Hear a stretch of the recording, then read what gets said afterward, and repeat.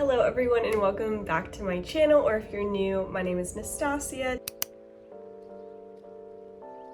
I'm excited about today's video. I'm talking about the top 6, I know it's kind of a random number, but the top 6 books that I have read this year. When I say this year, I'm kind of fudging that a little bit only because I kind of picked up reading again in like April. I took a really long break and there were some books that I read right before the beginning of 2024 that I'm just gonna include into 2024, so don't be mad. Saw another booktuber kind of tag this as her video and it seemed so fun.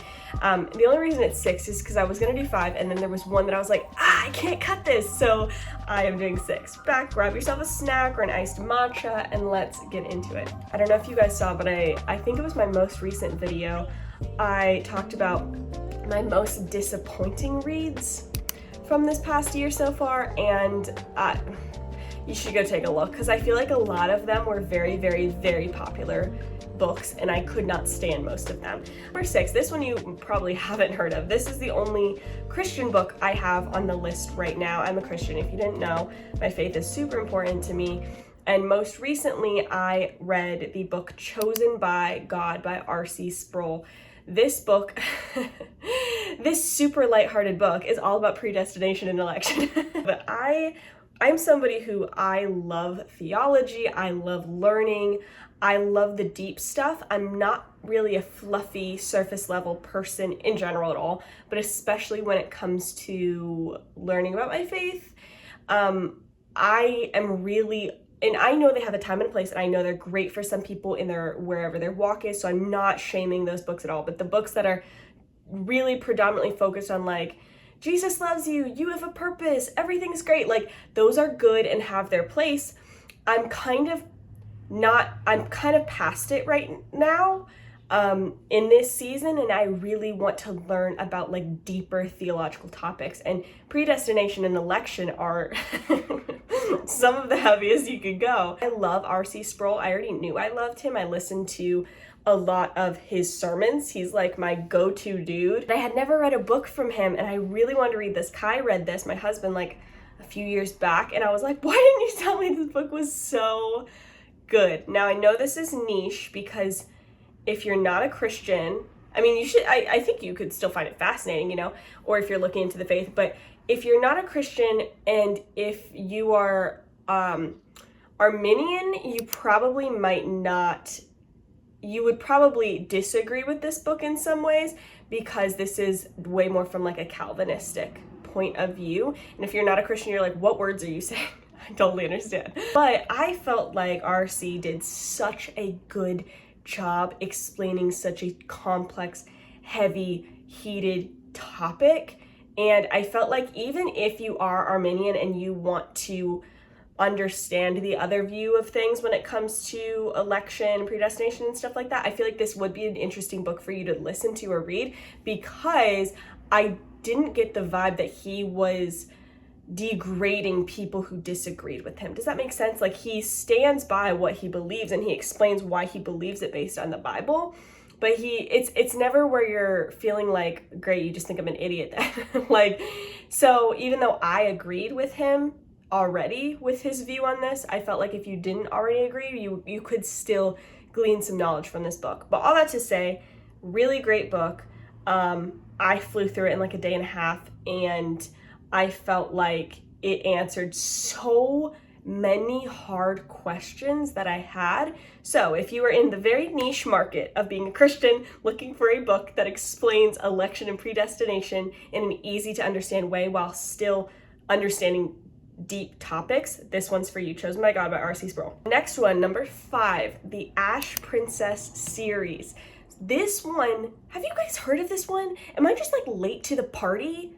Like, was this one of those like series that was like really big and popular like a few years ago or something on like BookTube and stuff like that? Am I just living under a rock? I hadn't heard anybody talk about this. This is one of the, like, sometimes I'll just go on Goodreads and I will just like kind of go through a bunch of different books, especially like fantasy books, and I'll just like, you know, read the summary, see if I'm interested in anything, and based on like if it has pretty high reviews, I'll add it to like my want to read list. And this was one of those. I hadn't known anybody who'd read it, I hadn't heard of it, but I ate this series up. So it follows this girl who she's a princess of this kingdom, Renovia, I think. And when she was a really little girl, her mother was queen. When she was a really little girl, her kingdom was taken over by the Calavaxians, and the Kaiser takes over, and he gets rid of her whole family and basically her kingdom, but keeps her as like a slave. But kind of like she still lives in the court, but she is not treated well, but she still gets schooling and stuff like that. So she grows up in this kingdom knowing that she is the rightful princess to a kingdom that was destroyed. And anyway, so she finds out that there are others that exist still from the Renovian kingdom, and there's an uprising starting and stuff like that, and she's on the inside, so she can start, they can use her to kind of infiltrate. And anyway, so it's a 3-book series, and I'm not gonna take like 3 spots for the books in this top 6, but I'm just gonna say the whole series, I truly loved it. The first 2 books I gave 5 stars. The 3rd book I gave 4 stars, but that's only because it's very hard for me to have a series where the last book is just as good as the first 2 for me. Endings are it's very hard for endings to impress me. This is YA fantasy, and there's like a magic system involved, but just so you know, especially since I'm kind of new to this book world a little bit for you guys, some of my things that I don't like witchy books. I don't like witchcraft, but I know that there's a blurred line between magic and witchcraft. If it's like a magical world and there's a magic system, but it doesn't involve like witches and, you know, weird kind of like blood magic stuff and stuff like that, like that's too much for me personally. So all of my picks are never going to involve like witchcraft being like part of that, if that makes sense. I liked the fact that this series, I mean, since it was YA, it didn't really have any smut, and I just felt like it was really good. I actually enjoyed the main character. That's also very hard for me to enjoy a female main character. There's a love triangle, and I really liked one of the love interests, and I just thought it was a very good book series, and I think I probably liked it even more because I didn't hear other people talking about it, but I highly recommend. I was very impressed by this book series, and it was super enjoyable for me.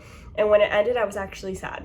I felt like I had attached to these characters. Number 4, the Cruel Prince series. Again, I'm going to say the whole series, but the first 2 books, again, were my favorite. Same thing, the last book, it's so hard to impress me with the last book in a series, but you've probably already heard of the Cruel Prince series.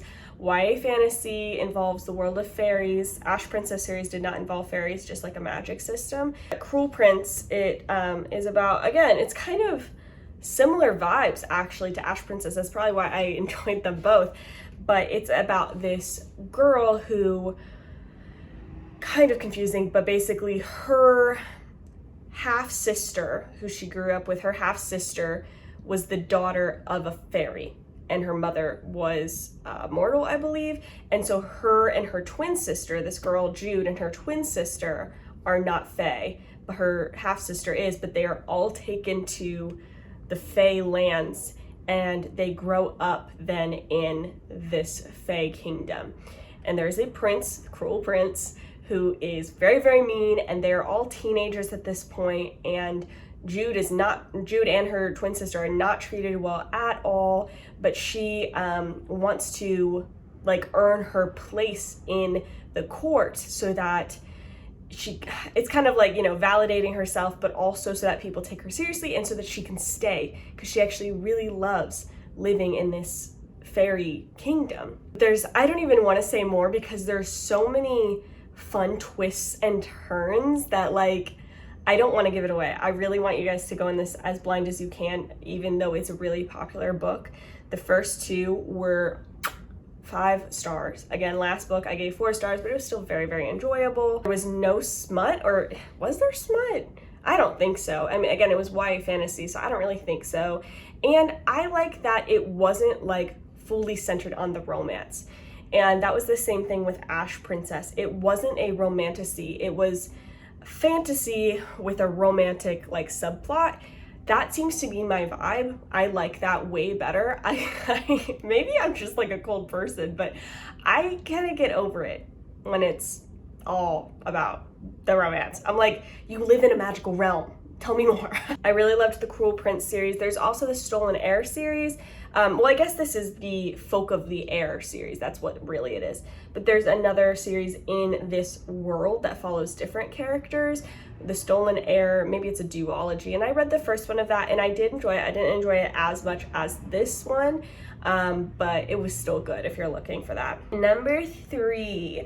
Okay, it was very, very difficult for me to order all these, by the way. It was not difficult for me to pick 6 books that were my top. It was hard for me to put them in order of my favorite to least favorite, because these are in order from, like, I'm telling you my least favorite up to like the star number 1. Number 3, The Good Girl's Guide to Murder series. I know you've heard it everywhere. I know there's a Netflix show about it now, I know. But it really is so good. This was another rare occasion where the main character, not only did I not mind her, I actually really liked Pip. I really liked her. And you want to know something even crazier? The last book in this series, the 3rd book, was my favorite one. That is why it earned the number 3 spot for me, because I was like, I can't just like not give this the bronze when it comes, it is so difficult to make a 3rd book the best one.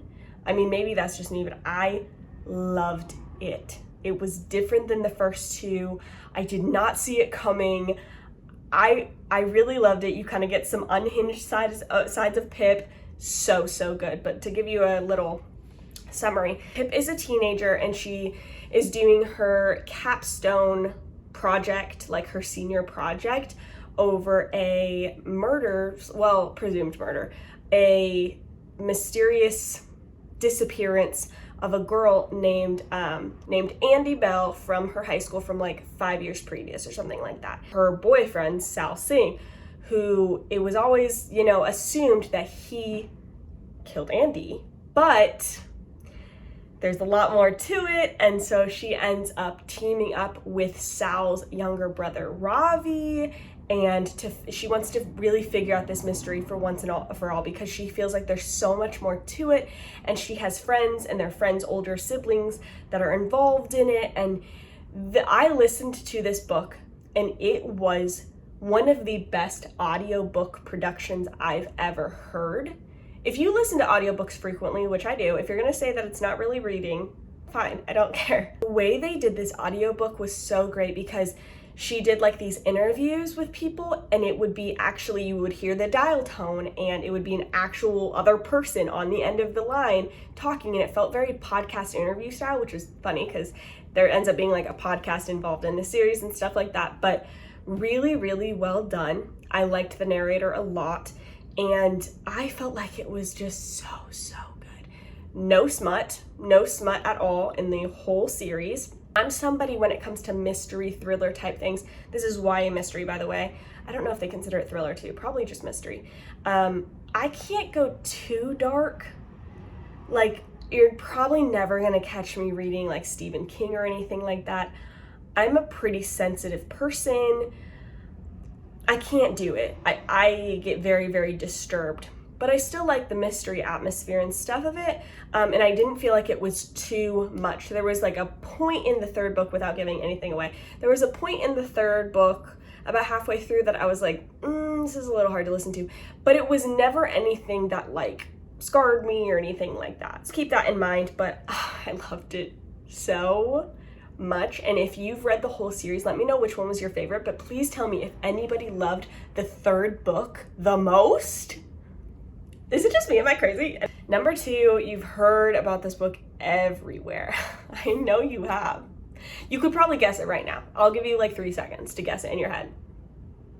It's Powerless. I get it. And I know that I just said I don't like romantasy. I like fantasy with a romantic subplot. This is for sure romantasy, in my opinion. I mean, the entire book pretty much is about the romance, but it's so good. And again, this is another one that, so I listened to the audiobook and it was incredibly done. This was the best. So they have a female and male narrator. So they do like the girl for Peyton and the guy for Prince Kai. And the guy who does the narration for Prince Kai deserves some kind of audiobook award. Whoever hires these people, hire that guy for every single one. If you've listened to it, you know. You freaking know. Now sometimes when I'm listening to books, if there's not like a guy narrator for the guy part, I imagine this guy's voice narrating it. I'm also probably partial to this book because the main character, whether the Prince Kai, is named Prince Kai and my husband's name is Kai. I loved this book, and I will say part of me was like, does this deserve the number 2 spot? Like, some of these other books are just so deep and so good, as much as a YA fantasy book can be deep and good. I'm basing it off of how I felt. This book made me feel like I was kicking my legs and like twirling in a chair like a 13-year-old, like listening to stories about my teenage friends falling in love and like living vicariously through them. This book made me so happy. And when it was over, I like had withdrawal symptoms. I was like, I need the second book. I need the second book. I have to wait because I listen to all my books for free on Libby because I'm cheap. It was really, really good. Oh, I should give you like the little synopsis. So Peyton grows up pretty poor.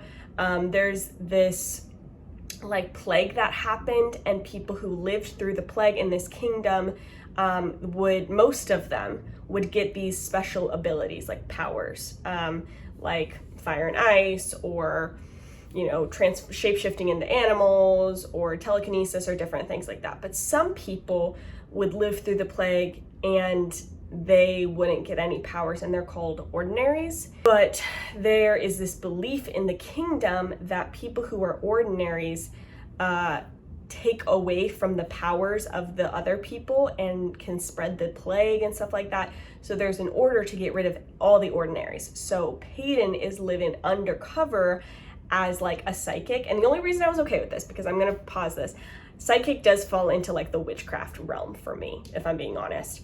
But it's not real. She's faking it, and that's not a spoiler. It's the whole point of the book. Ordinary, faking that she has psychic powers and can like read minds. But she gets away with it for so long, she ends up being voted into these Hunger Game type things, but it's for people with these abilities to all face off, and she doesn't have any, but she has to keep faking it. And then she ends up meeting Prince Kai, who's also competing in these games, and